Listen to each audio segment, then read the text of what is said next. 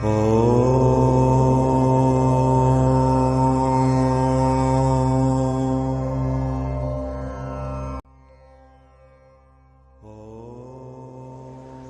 समझता हूं, मेरी दृष्टि में रामायण एक बहुत पवित्र ग्रंथ है, बहुत सरल ग्रंथ है।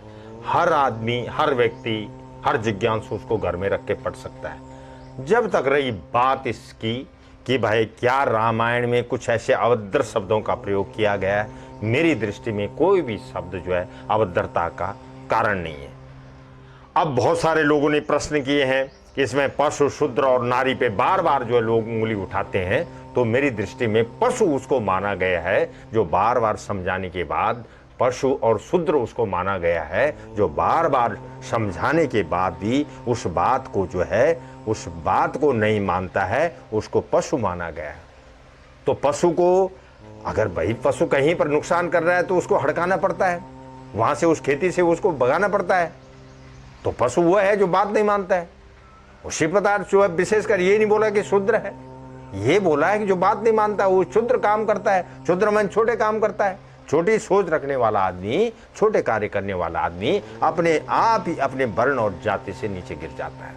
रही जब तक नारी की बात है, हम नारी का सम्मान करते हैं। घर में भी हमारी माँ और बहनें हैं, उन माता और बहनों को भी हमें कई बार किसी प्रकार से भी कोई झगड़ा होता है, कोई छोटी छोटी बातों पे मन बिटाव होता है, तो भी तो समझाना पड़ता है भाई।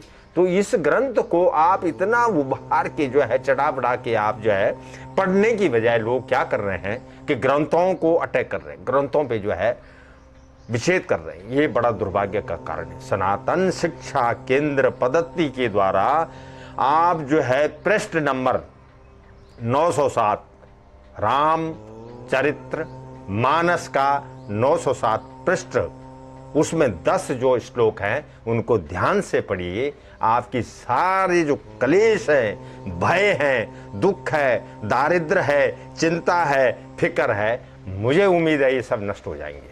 ध्यान से नोट कीजिए। मैं इसमें भय और शोक की एक बात करता हूं। भय से द्वेष उत्पन्न होता है। भय हो गया ना, ये इसके द्वारा मुझे जो है ऐसा डर है। भय मैंने डर किससे हुआ? द्वेष के कारण। दोष से क्या होगा? बैर बढ़ेगा। बैर से क्या होगा? हानि होगी। किसकी होगी? समाज की होगी। इसलिए समाज को व्यवस्थित रखने के लिए इन धर्म ग्रंथों की व्यवस्था की गई थी। अब लोग जो है मन माने ढंग से जिस प्रकार इन ग्रंथों का अवलोकन कर रहे हैं, चिंतन मनन अध्ययन कर रहे हैं, मेरी दृष्टि में वो मात्र नकारात्मक कार्य है।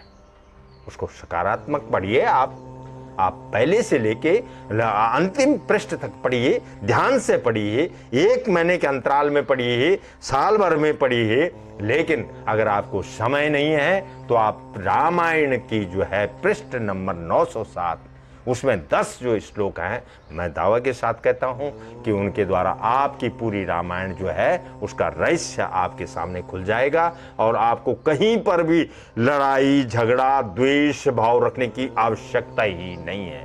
धन्यवाद। आज का जो है कार्य समाप्त हुआ।